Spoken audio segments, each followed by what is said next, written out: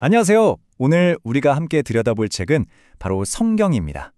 인류 역사상 가장 영향력 있는 책이라고들 하죠. 도대체 어떤 책이길래 그런지 그 구성과 의미를 한번 제대로 파헤쳐 보겠습니다. 영국은 셰익스피어를 만들었고 성경은 영국을 만들었다. 시작부터 아주 강력한 문장이죠. 빅토르 위고의 말인데요. 이건 성경이 단순히 종교 서적을 넘어서 한 나라의 정체성까지 만들어낼 만큼 어마어마한 힘을 가졌다는 걸 보여줍니다. 그 영향력은 숫자로도 바로 드러나요.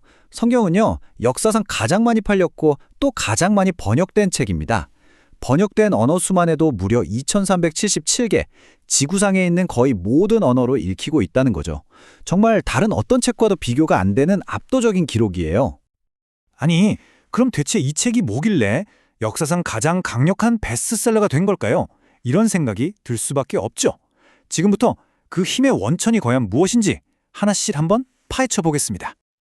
자, 그 힘의 비밀을 푸는 첫 번째 열쇠는 바로 신성한 영감이라는 개념입니다.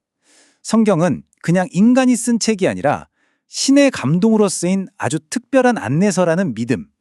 이 자료는 바로 여기서 성경의 모든 권위가 나온다고 설명하고 있어요. 디모데후서 3장 16절을 보면 성경이 스스로를 어떻게 정의하는지 알 수 있는데요. 모든 성경은 하나님의 감동으로 된 것이라고 하죠. 이 말은 성경이 그냥 읽고 끝내는 책이 아니라 우리 삶을 가르치고 또 바로잡아주는 아주 실용적인 도구라는 뜻입니다. 그럼 신성한 영감이라는 게 구체적으로 무슨 뜻일까요? 이건요, 성경을 쓴 여러 저자들이 각자 다른 시대, 다른 장소에서 글을 썼지만 그 뒤에는 보이지 않는 하나님의 손길이 있어서 결국 하나의 통일된 메시지를 만들어냈다는 믿음을 말하는 거예요. 그래서 이 모든 걸 종합해보면 성경이 궁극적으로 말하고자 하는 건 바로 이겁니다. 단순한 지혜나 역사를 넘어서 구원과 영생이라는 목적지로 가는 길을 알려주는 신의 목소리라는 것. 우리 인생이라는 여정의 내비게이션 같은 역할을 한다는 거죠. 자, 그럼 이 신성한 안내서는 과연 어떻게 만들어졌을까요? 이제는 신학적인 의미를 잠시 내려놓고 책 자체의 아주 독특한 역사와 그 구조를 한번 살펴보겠습니다. 이게 정말 놀라운 지점인데요. 이 한 권의 책이 완성되기까지 무려 1600년이 걸렸습니다. 저자도 왕부터 어부까지 40명이 넘는 다양한 사람들이고요. 쓰인 언어도 3가지나 돼요. 상식적으로는 이게 일관된 이야기를 갖는 게 불가능하잖아요. 하지만 이 자료는 바로 그 다양성 속에서 하나의 통일된 메시지를 발견하는 게 핵심이라고 말합니다. 또 한 가지 의외의 사실은 분량이에요. 우리는 보통 성경이 엄청 두껍다고 생각하잖아요. 근데 탈무드나 팔만대장경 같은 다른 경전들과 비교하면 성경은 오히려 놀라울 정도로 간결한 편입니다. 어떤 경전은 100배나 더 많지도 하거든요. 이렇게 간결하기 때문에 오히려 평생 반복해서 읽고 탐구할 수 있는 거죠. 자, 그럼 이 책을 처음부터 끝까지 다 읽으려면 시간이 얼마나 걸릴까요? 놀라지 마세요. 대략 72시간이면 됩니다. 딱 3일 밤낮이면 인류 역사를 바꾼 이 책을 다 읽을 수 있다는 거예요. 바로 이런 접근성 덕분에 수많은 사람들이 성경을 평생의 책으로 삼는 거랬죠. 자, 그럼 이제 진짜 책 속으로 한번 들어가 볼까요? 먼저 첫 번째 파트, 바로 구약 성경부터 살펴보겠습니다. 구약은요, 그냥 순서대로 읽기보다는 이렇게 4개의 큰 덩어리로 나눠서 보면 훨씬 이해하기가 쉬워요. 일종의 지도라고 생각하시면 편합니다. 율법, 역사, 시, 그리고 예언. 이렇게 4가지예요. 첫 번째 파트는 율법서입니다. 창세기부터 신명기까지 5권인데요.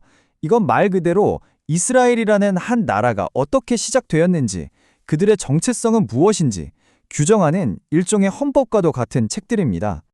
다음은 역사서예요. 여호수아부터 에스더까지. 여기서는 약 900년에 걸친 이스라엘의 진짜 역사가 펼쳐집니다. 약속의 땅에 들어가고 왕국을 세우고 분열했다가 결국엔 나라를 잃는 그 모든 과정이 생생하게 담겨 있죠. 그리고 세 번째는 시가서입니다. 욥기부터 아가서까지인데 여긴 이스라엘 민족의 심장이라고 할 수 있어요.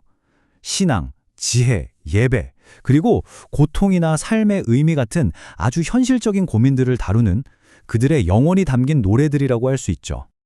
마지막 4번째는 예언서입니다. 이사야부터 말라기까지. 여기서는 예언자들이 나타나서 이스라엘이 잘못된 길로 가고 있다고 경고하고 결국엔 멸망할 거라고 외칩니다. 하지만 동시에 모든 게 끝난 것 같아도 다시 회복될 거라는 희망의 메시지도 함께 전하죠. 자, 이렇게 구약의 구조를 아주 간단하게 훑어봤는데요. 그럼 다시 처음의 질문으로 돌아가 보죠.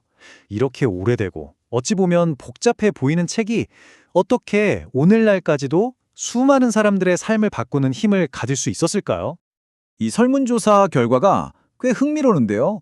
사회 각계각층의 리더들에게 물어본 거예요. 당신 인생에 가장 결정적인 영향을 준 책이 뭡니까? 그랬더니 4명 중 1명이 놀랍게도 바로 이 성경을 꼽았다는 겁니다. 다른 어떤 책도 이런 영향력을 보여주진 못했죠.